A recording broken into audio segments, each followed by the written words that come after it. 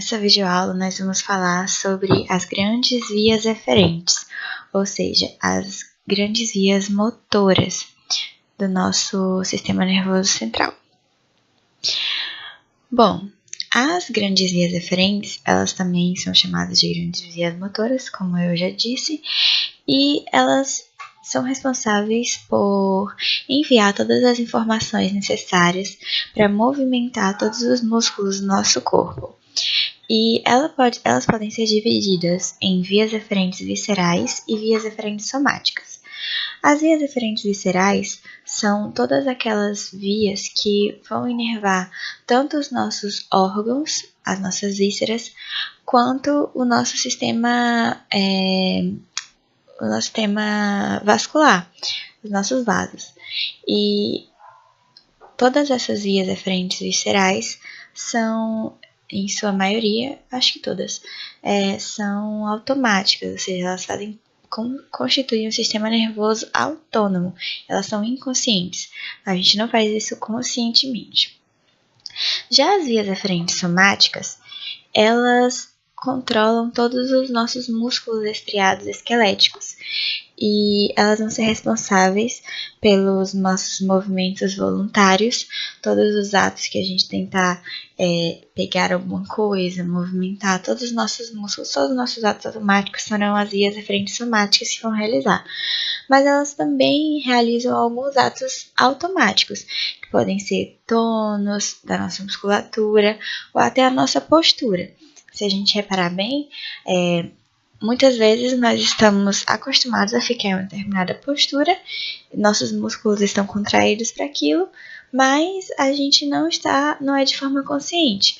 Por exemplo, o processo de adaptação postural de alguém que geralmente anda curvado, se é para aquela pessoa se adaptar sempre e ficar em uma postura ereta, com o tempo ela vai passar a fazer isso automaticamente. Então, é um movimento automático, mas que é controlado pelas nossas vias eferentes somáticas. As nossas vias eferentes viscerais, como a gente já falou, elas constituem um sistema nervoso autônomo. E elas têm origem no hipotálamo e no sistema límbico. São essas duas estruturas que vão iniciar o circuito para levar as informações para as nossas vísceras. Todas essas vias vão passar pela formação reticular e assim vão chegar aos neurônios pré-ganglionares. Essas vias elas podem ser de dois tipos, diretas ou indiretas. Indiretas significa que para ela passar dessas estruturas suprassegmentares até os neurônios pré-ganglionares, ela vai ter que passar antes pelos tratos reticuloespinais. Mas existem as vias diretas, que elas vão direto do hipotálamo para os neurônios. Esses neurônios eles começam antes, não precisam passar por esses tratos, mas todos vão descer pela formação reticular. As vias eferentes viscerais, elas são estudadas com mais detalhes quando a gente estuda o sistema nervoso autônomo. O nosso foco nessa videoaula é falar das vias eferentes somáticas. Então, nós vamos começar a falar sobre elas. As vias eferentes somáticas, elas são constituídas pelos nossos músculos estriados e os neurônios que vão comandar eles. Essas vias elas vão realizar comportamentos bem variados e bem complexos. A gente pode ter algumas ações que podem ser realizadas através do movimento de mais de 700 músculos.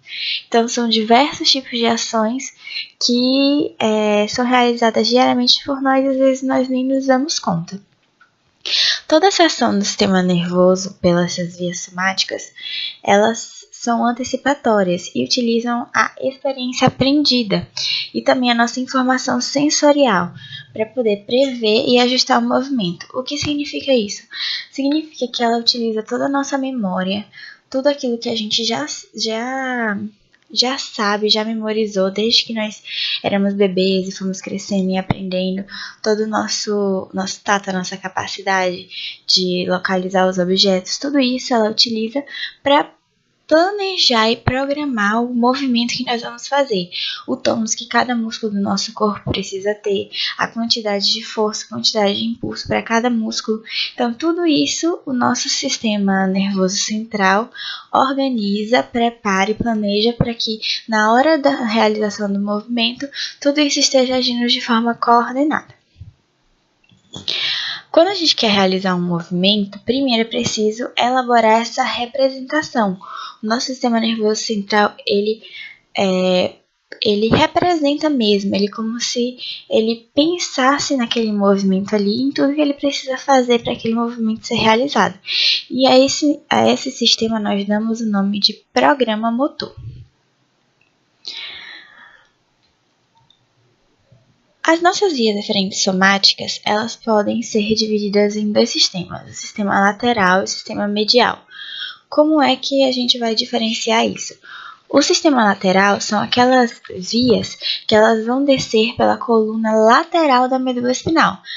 Na videoaula de medula espinal, vocês vão poder saber mais sobre isso, entender mais como é isso, mas a medula é dividida em várias regiões e o sistema lateral são aquelas vias eferentes somáticas que vão descer pela coluna lateral e o sistema medial que vão descer pela coluna medial, pela coluna anteromedial.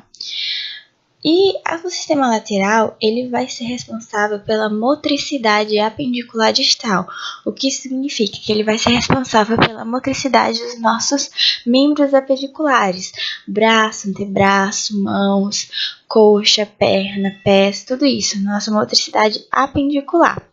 Já o sistema medial, pela nossa musculatura axial e apendicular medial, os nossos cíngulos, ombro, símbolo do membro inferior, que é a nossa cintura e tudo isso. E pela postura, e devido a isso, pela postura e equilíbrio.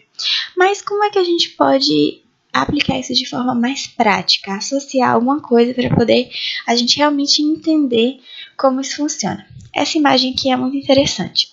Aqui é uma medula espinal, seccionada, e a gente pode ver que a gente tem aqui, desse lado aqui na lateral, a gente vai ter o sistema lateral, que é composto pelo trato córtico-espinal lateral e pelo trato rubroespinal. E aqui na frente, nós temos o sistema medial, que é formado pelo trato vestibuloespinal, pelo retículo espinal e pelo trato espinal e pelo trato córtico-espinal anterior. Calma, sei que são muitos nomes, mas a gente vai conseguir aprender de um por um. Então, a gente tem aqui o sistema medial, como eu já falei. E aqui o sistema lateral, aqui no lado. Tá vendo que o sistema lateral, ele desce realmente pela lateral da medula e o sistema medial pela parte anterior? Então, é só a gente lembrar. Imagine uma pessoa com braços e pernas abertas, como se ela estivesse na posição uma posição de polichinelo, assim, sabe? Com os braços abertos e as pernas abertas. Aí pensa, o que tá no meio não é o apendicular, não é a nossa parte, a nossa parte axial, tronco e símbolo. Então, o sistema medial, vai ser responsável por inervar e enviar os comandos para essa região que está no meio do corpo. E o sistema lateral, pelo que está no lado, que são os braços e as pernas, entendeu? O que está no lado. Lateral, lado, medial, meio. Certo? É só uma forma de a gente associar mesmo. Então, começando aqui pelos tratos córtico-espinhais. Os tratos córtico-espinhais, eles vão se originar de 3 regiões do nosso córtex. 1/3 das fibras vão se originar da área 4, que é a área motora primária, que fica lá no nosso giro pré-central. O outro terço vai se originar da área pré-motora e da área motora suplementar, que a gente chama de área 6, e um outro terço ainda vai se originar da área somatosensorial. E aqui a gente fica, nossa, somatosensorial? Por que isso? É porque uma parte do trato córtico-espinhal, ela também vai ser responsável pela sensibilidade. É isso que vai possibilitar alguns reflexos. Alguns receptores, algumas vias sensoriais vão trazer as informações e, a partir daí, a gente vai aplicar ou desenvolver ou iniciar um movimento de reflexo. Por isso que ela precisa, algumas fibras começam nessa região somatosensorial. Então, aqui nessa imagem é bem interessante, ó. Começa aqui no córtex motor e a fibra ela desce aqui, né, pela região da cápsula interna, ó. Desce aqui por essa região. Essa parte aqui de cima, tá? É uma secção do telencéfalo e do diencéfalo, né? Do encéfalo, na verdade. E aqui embaixo a gente tem a região do mesencéfalo. Nessa região aqui é a nossa ponte e aqui o bulbo, tá? E aqui embaixo já é a medula espinhal. Então, começando aqui do começo, ó, que fala o quadradinho. O trato córtico-espinal origina-se no córtex motor primário. Fibras descendentes formam a coroa radiada, que a gente vai ver mais à frente, e convergem para atravessar o membro posterior da cápsula interna. Aqui no 2, que já é no mesencéfalo, o que acontece? Essas fibras córtico-espinais, elas descendem, ou seja, elas descem através dos 3/5 médios da crus cerebri, base dos pedúnculos. Elas vão passar aqui pelo pedúnculo cerebral. Vocês lembram da parte do pedúnculo cerebral, que bem aqui fica a substância negra? Então, esses são os pedúnculos cerebrais e essas fibras vão passar por aqui. Quando chegar na ponte, elas vão passar, elas vão passar aqui por essa região anterior, certo? E elas vão descer para o bulbo também em região anterior. Então, quando chegar aqui, o que a gente tem na parte anterior do bulbo? Isso mesmo, as pirâmides. E ela vai passar pelas pirâmides. E aqui tem um detalhe muito importante. Uma parte, vocês já ouviram falar com certeza na decussação das pirâmides, que é uma região no bulbo em que algumas fibras elas cruzam de um lado para o outro. E é exatamente isso que vai acontecer com uma parte das fibras do trato córtico-espinhal. Uma parte vai decussar, ou seja, vai para o outro lado, e outra parte vai continuar, certo? Aí aqui o trato córtico-espinhal ele vai se dividir em 2 tratos, que vai ser o trato córtico-espinhal lateral, que é esse que vai decussar, e ele vai seguir aqui pela medula, pela região lateral mesmo. E o trato córtico-espinhal anterior, ele não vai decussar, ele vai continuar aqui pela região anterior da medula, certo? E aí a gente entra na questão de que a maior parte das fibras, como vocês podem ver nessa imagem aqui, ó, esse aqui é o trato córtico-espinhal, certo? Se originou lá no córtex motor, desceu e tal, pá. Chegou aqui, ó, pirâmides. Aqui tá escrito medula. Não dá pra ver muito bem nessa imagem os nomezinhos, mas eu vou explicar pra vocês. Aqui onde tá escrito medula, na verdade, bulbo, tá? Porque tá em outra língua, não sei qual é, mas enfim. Aí aqui ele vai acontecer o quê? Uma parte das fibras vai decussar, vai pro outro lado, e a outra parte vai continuar. Tá vendo aqui que continua? Essa parte aqui é o trato córtico-espinhal anterior. E essa parte, tá vendo que ela é mais grossa? Por quê? Porque a maioria das fibras vai decussar, vai passar pela decussação das pirâmides e vai para a lateral. Então, o trato córtico-espinhal lateral, ele é muito mais rico em fibras nervosas do que o trato córtico-espinhal anterior. Ok? Aqui nessa região a gente pode ver exatamente como a coroa radiada que a gente falou lá no começo. É uma estrutura bem interessante de se observar. Essa imagem aqui é do Ângelo Machado. Então, a gente percebe que as fibras elas estão saindo aqui do córtex motor e tá vendo que elas formam uma estrutura bem interessante. Eu sei que chamar de coroa exige um pouco demais a nossa imaginação, mas se a gente se esforçar um pouquinho, a gente pode pensar, se a gente dissecar aqui, né, cortar, como se fosse realmente uma coroa. São várias fibrazinhas, né, que vêm de diversas regiões, elas se estreitam aqui na região da cápsula interna, passam pelo pedúnculo cerebral e assim elas vão se estreitando, se aproximando. Então, como é o trajeto do trato córtico-espinhal? Ele sai lá da área motora primária, daquelas outras duas que a gente falou, passa pela coroa radiada, depois pela cápsula interna, base do pedúnculo cerebral, base da ponte e, por fim, pelas pirâmides bulbares. E aí é onde vai ocorrer a decussação ou então a continuação com o trato córtico-espinhal anterior. Bom, começando a falar sobre o trato córtico-espinhal. Peraí, a gente tem aqui um resuminho, né? A maior parte das fibras sai da área motora primária, que é a área 4, passa pela coroa radiada, isso que a gente já falou, né? Mas é basicamente um esqueminha para a gente entender melhor. Passa pela perna posterior da cápsula interna, depois pela base do pedúnculo cerebral, base da ponte, pirâmide bulbar e a decussação, onde vai ocorrer o cruzamento. E aqui eu já falei que a maior parte das fibras elas vão cruzar, né? Vão decussar e vão formar o trato córtico-espinhal lateral e uma pequena parte vai continuar como trato córtico-espinhal anterior. E aqui a gente começa a falar da diferença entre eles. Bom, como vocês podem perceber, a maior parte das fibras fazem parte do trato córtico-espinhal lateral.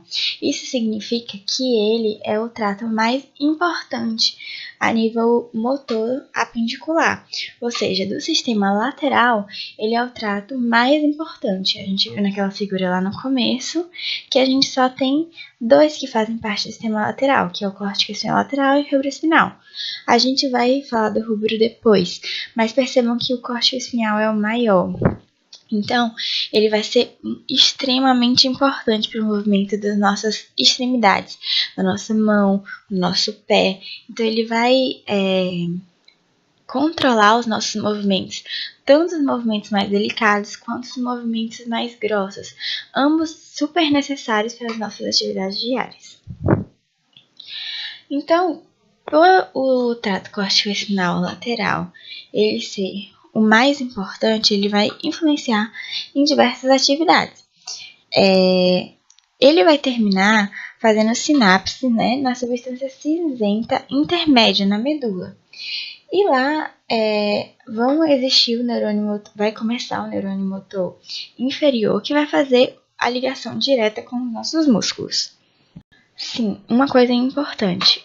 Eu não dei a porcentagem, mas eu vou falar agora. É de 75% a 90% das fibras do trato córtico-espinal são corticoespinais e viram córtex espinal lateral. Então, vocês podem perceber que é realmente a maior parte. Então, é um trato realmente muito importante. O trato córtico-espinal anterior, eu já falei, né? Ele vai pela parte anterior, funículo anterior. E quando chegar ao nível de onde ele vai fazer sinapse com o neurônio motor, dá para perceber nessa imagem, ó, quando ele chegar bem perto do nível que ele vai fazer sinapses, ele vai decussar, ou seja, ele vai cruzar a medula, ele vai para o lado contralateral. Vocês já devem ter ouvido falar sobre ipsilateral e contralateral. São duas nomenclaturas que a gente usa. Ipsilateral é quando é no mesmo lado e contralateral é quando é do lado oposto. Então, todo o trato córtico-espinal ele vai ser contralateral, ou seja, o córtex do lado direito, o lado esquerdo nesse caso, vai regular a atividade do lado direito e assim por diante, e assim vice-versa, né? O trato do lado direito vai regular do lado esquerdo. E então, como é que isso vai acontecer? Eu acabei de falar, né, que o trato anterior ele não vai decussar na decussação das pirâmides, mas ele vai decussar a nível de onde vai ocorrer a sinapse com o neurônio motor. E ele vai decussar através da comissura branca da medula, que vocês podem ver melhor na aula de medula, mas é uma regiãozinha, né, branca aqui, que tem bem aqui, que faz essa conexão entre as duas substâncias brancas anteriores da medula. Então, ele vai decussar, essas fibras vão decussar por dentro dessa comissura branca e vão fazer sinapse com o neurônio motor. O trato córtico-espinhal, ele é dividido, eu já disse, e a parte, o o trato lateral, o córtex espinhal lateral, ele vai fazer parte do sistema lateral. Então, ele vai regular os movimentos apendiculares. Isso eu já disse. Mas o trato córtico espinal anterior, ele não vai fazer parte do sistema lateral. Ele vai fazer parte do sistema medial. Então, se ele faz parte do sistema medial, o que acontece? O que ele regula? Exatamente, os nossos músculos da região central do corpo, os nossos músculos do meio. Ou seja, ele vai regular a postura, o tônus muscular, todos esses músculos que estão no nosso tronco e abdômen, certo? Aqui, ó, o trato córtico espinal anterior vai regular a postura, ó, no tronco, e o lateral vai ser o movimento especializado das extremidades, braços e pernas, ok? Passando para o nosso segundo trato, o córtico nuclear. O trato córtico nuclear, a gente tem que diferenciar ele do córtico espinhal. Se a gente parar para observar, o nome desses tratos, eles são bem objetivos, né? Bem deduzíveis de onde eles saem, que é o começo, para onde eles vão. Então, o córtico espinhal sai do córtex e vai para a medula espinhal. Já o córtico nuclear, ele sai do córtex e vai para onde? Exatamente, os nossos núcleos. Mas que núcleos são esses? Esses núcleos são alguns núcleos que estão no nosso mesencéfalo, nosso tronco cefálico, que vão ser responsáveis pela inervação da cabeça e do pescoço. São aqueles 12 pares de nervos cranianos. Todos os pares de nervos cranianos vão sair do tronco encefálico. Então, no tronco encefálico, a gente tem núcleos de neurônios que são justamente onde estão os corpos celulares dos nervos cranianos. Então, os músculos que são regulados pelo trato córtico nuclear, eles são chamados de músculos bilaterais. Por quê? Porque ambos os lados do trato córtico nuclear vão regular ambos os músculos dos dois lados. Por exemplo, o nosso músculo masseter, que é um dos músculos responsáveis pela mastigação. Caso haja uma secção em um trato córtico nuclear, por exemplo, a essa altura aqui, sem pegar o outro trato do outro lado contralateral, se houver só uma secção nesse lado aqui do trato córtico nuclear, o músculo ele não vai parar de funcionar. Por quê? Porque a inervação dele depende dos dois, entendeu? Isso que a gente chama de inervação bilateral, ou seja, os dois lados do córtex é que estão regulando os dois lados dos músculos. Já o córtico espinhal, como a gente viu, ele não é assim, ele é contralateral. Um lado regula só um lado, que no caso é o contralateral, do outro lado.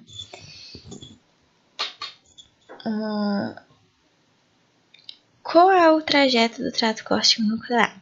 Ele vai sair do córtex, né, da parte inferior da área 4. Ele vai passar pelo joelho da cápsula interna, aqui que a gente pode ver, joelho da cápsula interna, e ele vai para o tronco encefálico. E vão descer associados ao trato córtico espinhal pelo nosso tronco encefálico. Mas eles vão emitir ramos à medida que passam pelo tronco, que é exatamente à medida que os nervos vão saindo, os nervos cranianos vão saindo, eles não saem todos no mesmo lugar. Então, à altura que os nervos vão saindo, esse trato córtico nuclear vai enviando ramos. Ele também vai passar aqui pelo pedúnculo cerebral, como vocês podem ver do mesencéfalo. Então, ele vai junto com o trato córtico espinhal. Mas são fibras diferentes. Ok? Aqui a gente tem três divisões, né, desse trato córtico nuclear, que são exatamente onde eles vão fazer sinapse. Alguma parte vai fazer sinapse no núcleo da coluna eferente somático, que é onde vão ter os núcleos dos nervos cranianos 3, 4, 6 e 7. Outros vão ser os eferentes viscerais especiais, que vão fazer sinapse com o núcleo umbigo, o núcleo do nervo craniano 9 e do 10, e os outros vão ser o núcleo motor do 5 e do 7, certo? Bom, no nosso trato rubroespinhal, que, junto com o trato córtico-espinhal, forma ali a coluna lateral. Vocês podem perceber que o trato córtico-nuclear, que foi esse que a gente acabou de falar, ele não faz parte do sistema lateral e nem do sistema medial. Ele é uma exceção. Por quê? Porque ele não vai até a medula. Ele termina antes de começar a medula. Ele termina no bulbo. Porque todos os nervos cranianos saem do tronco encefálico. Então, ele não chega até a medula. Então, a gente não pode dizer que ele é medial e nem lateral. Ele é uma exceção a essa regrinha que nós criamos. Mas o trato rubroespinhal, junto com o trato córtico-espinhal, que foi o primeiro que nós falamos, ele faz parte do sistema lateral, ou seja, é responsável pelos movimentos apendiculares. Ele vai sair daqui, ó, do núcleo rúbreo, do nosso mesencéfalo. E quais são as funções dele? Como eu já falei, motricidade voluntária dos músculos dos membros distais, músculos extrínsecos e intrínsecos da mão. Ele vai ser responsável por alguns movimentos muito delicados das nossas extremidades, como por exemplo a oposição dos polegares ou o movimento individual de cada dedo. É por isso que às vezes quando as pessoas têm uma lesão do trato rubroespinhal não faz tanta diferença, ou seja, a pessoa ela consegue continuar a viver, ela não fica hemiplégica, ou seja, ela não perde o movimento todo de um braço, por exemplo. Mas ela consegue movimentar o braço, ela só não consegue fazer alguns movimentos delicados, como por exemplo, o movimento de oposição ou individualizado de cada dedo. E o trato rubroespinhal, ele é na verdade um trato bem primitivo que acabou ao longo da evolução sendo um pouco defasado. Porém, em alguns casos de pessoas que sofrem lesões do trato córtico-espinhal lateral, o trato rubroespinhal ele pode se desenvolver e a pessoa pode recuperar quase todos os movimentos. Em alguns casos, eu acho que o Ângelo Machado traz essa informação. Então, é bem interessante. Então, o trato rubroespinhal, ele vai sair aqui do nosso núcleo rubro, né? Ele vai decussar no próprio mesencéfalo, ele não vai passar pela decussação das pirâmides. Ele vai decussar no próprio mesencéfalo, vai descer pela ponte, vai descer pelo bulbo. Aqui pelo núcleo cuneiforme, nessa região aqui do núcleo cuneiforme, e vai descer pela lateral da medula. E ele vai fazer sinapses, né, à altura de onde estiver o seu neurônio motor. Bom, passando para o trato teto-espinhal. O trato teto-espinhal, como o próprio nome já diz, teto-espinhal. Então, de onde será que ele pode se originar? Isso mesmo, do teto do mesencéfalo. E o que a gente tem no teto do mesencéfalo? Os 4 colículos, os 2 colículos superiores e os 2 colículos inferiores. Então, o trato teto-espinhal, ele vai sair do colículo superior. Se a gente lembrar direitinho, o colículo superior, ele é o lugar do mesencéfalo onde chega informação sobre a visão. Então, a função do trato teto-espinhal vai ser relacionada a isso. Ele vai ser responsável pelo reflexo visomotor. Que reflexo é esse? É um reflexo em que o nosso corpo, o nosso sistema nervoso central, ele produz movimentos no nosso corpo, nos nossos membros, a partir de coisas que a gente vê.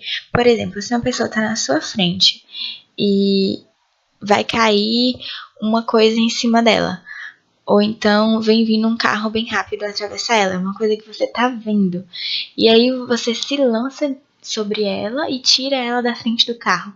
Essa é uma espécie de reflexo visomotor. É claro que tem outros reflexos envolvidos exatamente nessa situação, mas eu queria só dar um exemplo de como o reflexo visomotor atua. É uma coisa que você vê, que você está vendo com seus olhos, claro, né? Uma coisa que você vê e imediatamente seu corpo produz uma reação para aquilo ali, entendeu? Uma reação de movimento. Então, vai sair daqui do colículo superior, vai decussar no próprio mesencéfalo, vai descer aqui pelo meiozinho da ponte, vai passar aqui pela região do bulbo, e ele é bem medial, tá vendo aqui, ó, diferente do trato rubroespinhal, que é lateral aqui na medula, tá vendo que ele é lateral aqui pelo lado. O trato retroespinhal, ele faz parte do grupamento medial, então ele vai pelo meio da medula, pelo funículo medial. E ele vai fazer sinapse a nível de onde estiver os seus neurônios motores.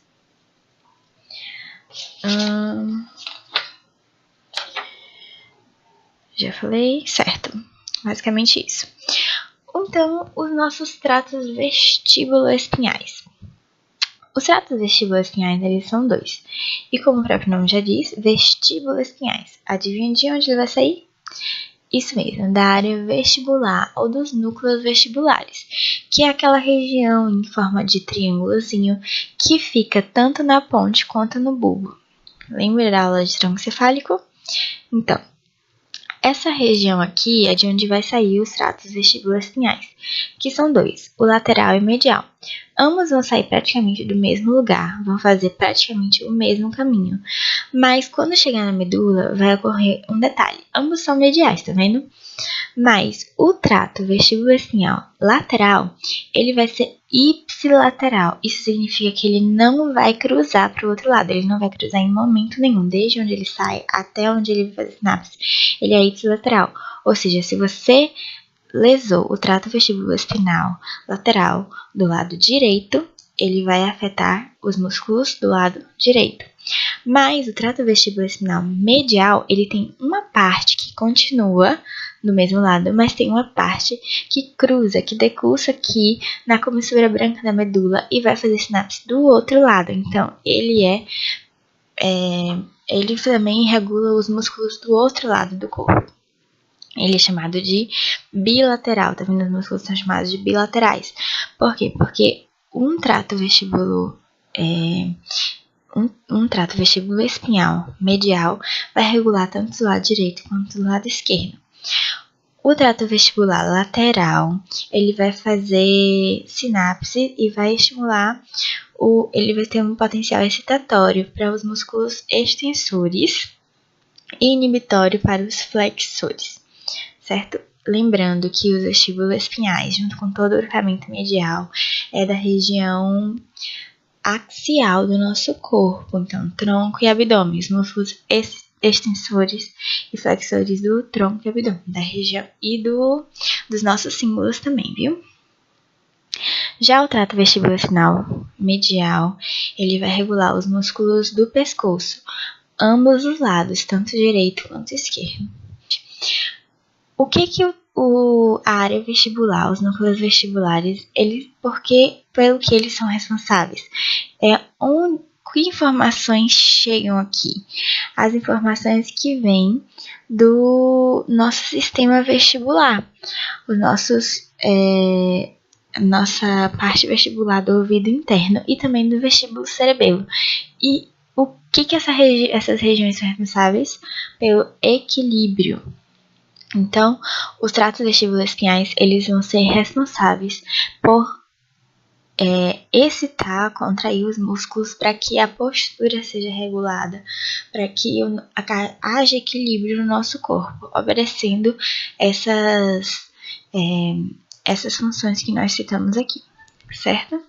Então, lembra, tratos vestibuloespinais recebem informações e vão produzir outras informações que vão ter relação com o nosso equilíbrio.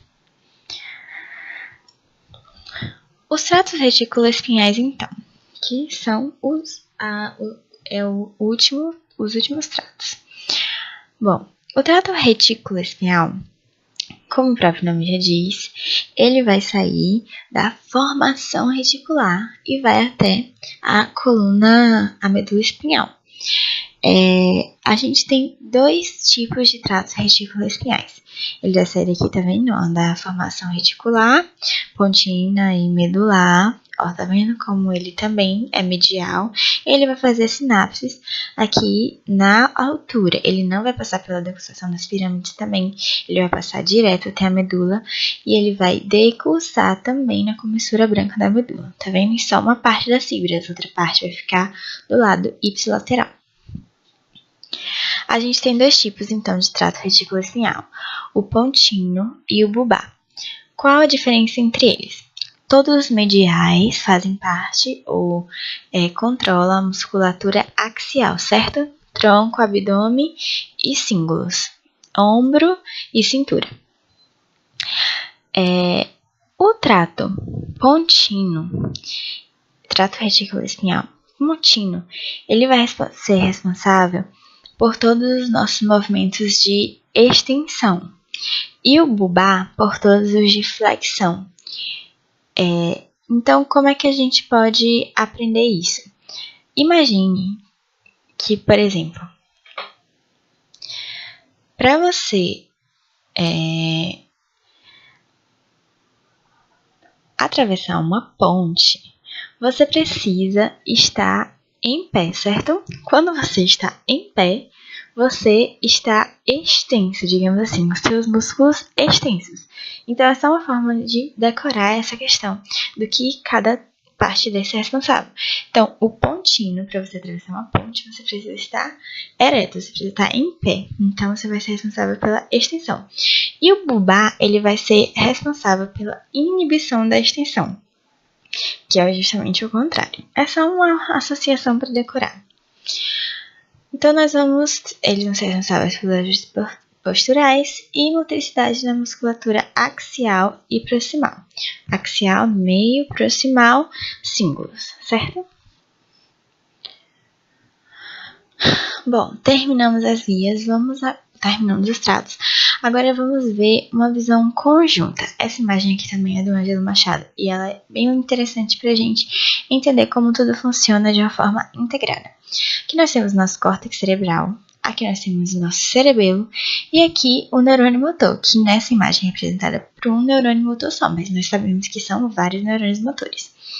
O córtex cerebral, então, ele vai enviar informações para a ponte, para o núcleo rubro, para a formação reticular, para o teto do mesencéfalo, diretamente para o neurônio motor e para o núcleo estriado, certo? Estriatum é igual a corpo estriado e pálido é igual a globo pálido, certo?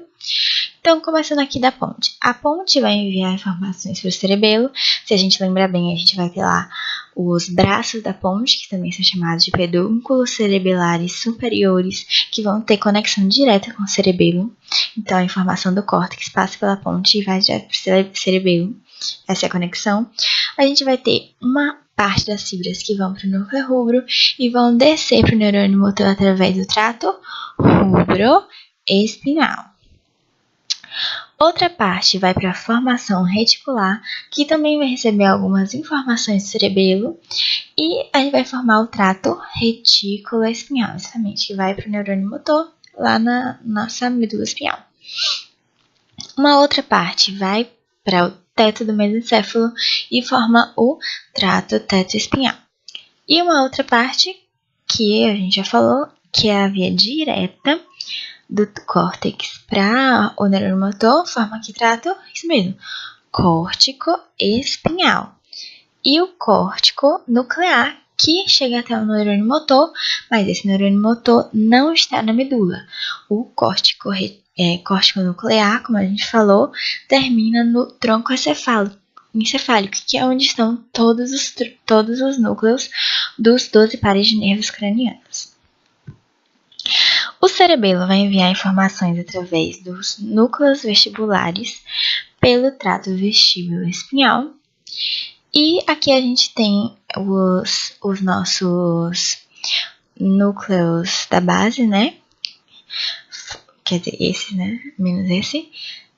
Formando um sistema aqui que também vai ter conexão direta com o tálamo e, por conseguinte, com o córtex cerebral, influenciando todo esse nosso sistema.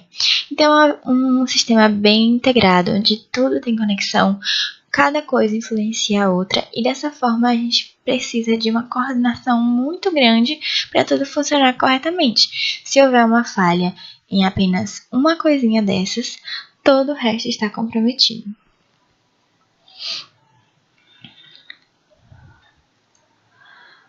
Bom, então, como a gente pode organizar o nosso movimento voluntário?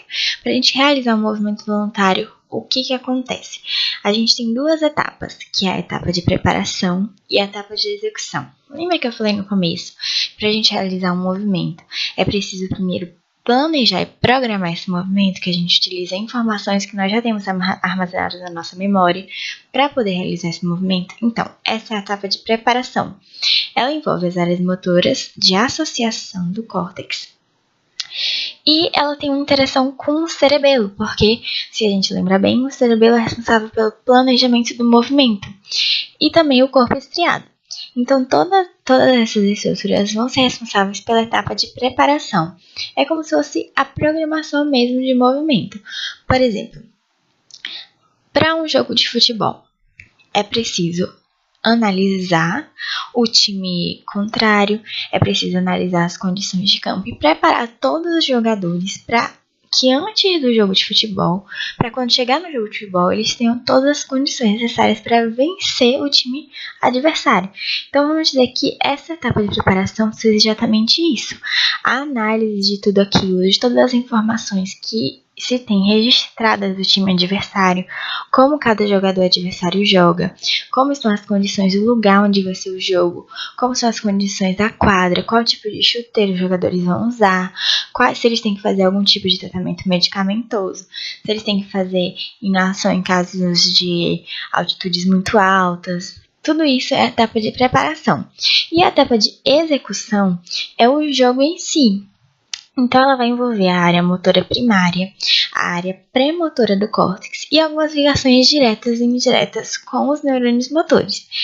E aqui na etapa de execução, a gente tem que lembrar que após no jogo de futebol, mesmo quando o time já está em campo, ainda existem algumas alterações necessárias para se fazerem. Por exemplo, alguns jogadores são trocados, sai um, entra outro, há algumas substituições. Então, isso também faz parte da etapa de execução, ou seja, a regulação do movimento. Se aquele movimento foi muito forte, vai haver um estímulo para a gente voltar e realizar um movimento mais delicado. Tudo isso está dentro da etapa de execução e é coordenado pelo cerebelo. Então, nós temos aqui um resumo de como acontece o movimento voluntário. Primeiro, ocorre a intenção de realizar uma ação, o que é realizado na área pré-motora. Ou seja, você pensa em realizar uma atitude, uma ação. Depois, as informações são transmitidas para áreas que elaboram o programa motor. Ou seja, primeiro você pensa em fazer uma coisa. Depois, você pensa em como fazer essa coisa. E, por fim, você realmente realiza essa coisa, entendeu? Vamos supor, eu vou pegar o meu estojo. Eu penso, eu preciso pegar o estojo, preciso pegar uma caneta dentro do meu estojo. Então, o meu cérebro, ele pensa em como eu vou realizar isso. Não, eu preciso de tanto de força nos meus bíceps, tanto de força no meu tríceps, tanto de força nos meus músculos da mão, nos meus músculos dos dedos. Tudo isso, ele vai pensar em quanto de força precisa para cada músculo, quanto de força precisa para cada um deles se contrair e realizar o movimento adequado. Isso tudo é o programa motor, que é realizado na zona lateral do cerebelo, corpo estriado e área motora suplementar. E ele é responsável por definir quais músculos serão contraídos, grau e sequência temporal das contrações, que é o que a gente já falou. E por fim, acontece realmente a execução do movimento, que é iniciado na área motora primária do nosso giro pré-central. Certo? Bom, vamos entrar um pouquinho agora nas lesões das vias. O que aconteceria se houvesse lesões? A gente falou um pouquinho da lesão de algum trato, mas nós temos aqui duas síndromes principais. A síndrome do neurônio motor superior primeiro. O que ocorre na síndrome do neurônio motor superior? Elas vão acometer com maior frequência a cápsula interna. Lembra que a gente viu que todas as estruturas que iniciam no córtex, todos os tratos que iniciam no córtex, eles passam pela cápsula interna? Então, geralmente ocorre uma lesão a essa altura, na altura da cápsula interna. E aí, o que pode ocorrer? Hemiplegia. O que seria isso? Plegia a gente sabe que é a paralisia, E M de metade. Então, seria a paralisia de metade do corpo, só que, reparem, do lado oposto. Se for uma via contralateral, mas se for uma via ipsilateral, é é do mesmo lado, isso mesmo. Pode ocorrer também inicialmente uma paralisia flácida, ou seja, uma paralisia em que a pessoa tem uma dificuldade, assim, um pouco delicada de realizar, mas é um determinado tipo de paralisia que pode voltar ou aumentar, enfim. E depois uma paralisia espástica. O que seria paralisia espástica? Seria como se fosse uma mão em garra, assim, contraída, o cotovelo flertido também, o carpo e o cotovelo flertido assim, ou seja, uma hipertonia, uma grande contração do músculo, e uma hiperreflexia, ou seja, as articulações fletidas. E a gente tem também a presença do sinal de Babinski, que é um sinal semiológico em que você faz um determinado estímulo, assim como se fosse uma cosquinha na parte plantar do pé. E geralmente nas pessoas saudáveis tende a haver uma plantoflexão, mas nas pessoas com esse sinal de Babinski acontece uma dorsoflexão. Então, o dedão do pé, digamos assim, ele é flertido dorsalmente ao pé, e o que normal não seria assim, esse chamado sinal de Babinski. E a gente pode ver algumas dessas características, por exemplo, no AVC, quando a pessoa, por exemplo, cai no lado da face, assim, todos os músculos da face. Isso é uma hemiplegia ou uma hemiparesia, dependendo da situação. Ou parestesia, desculpa. Não, pera. Parestesia, sim. Síndrome do neurônio motor inferior. O que ocorre? Destruição do neurônio motor inferior situado na coluna anterior da medula ou em núcleos dos motores dos nervos cranianos. No caso, de qual trato? Seria os núcleos motores dos nervos. Isso mesmo, córtico-nuclear, trato córtico-nuclear nesse caso. E aqui todos aqueles outros que vão do córtex até o final da medula. Que apresentações clínicas poderiam ser essas? Paralisia com perda dos reflexos e tônus muscular, consequentemente com o tempo provocaria uma hipoatrofia muscular, com inervação correspondente às fibras nervosas destruídas. E que exemplo a gente pode citar? Poliomielite. É interessante destacar que geralmente na síndrome do neurônio motor inferior ocorre essa hipoatrofia muscular, ou seja, os músculos começam a hipotrofiar ou, em alguns casos, atrofiar. Mas na casa dos neurônios motores, na síndrome do neurônio motor superior, isso não acontece. Os músculos ficam intactos. Eles apenas não conseguem realizar suas funções, eles não conseguem contrair. Enquanto na síndrome do neurônio motor, eles realmente vão se atrofiando, ou se hipoatrofiando, certo? Bom, então era isso que a gente tinha para falar. Peço desculpas se cometi algum erro aí, né, nessa videoaula, mas é isso. A gente utilizou como referências o Ângelo Machado, o Néter Neurologia Essencial, e o Neurociências Ilustradas, da Cláudia Krebs, e o Tortura Anatomia e Fisiologia. Obrigada por assistirem essa aula, e é isso aí. Tchau, tchau, pessoal!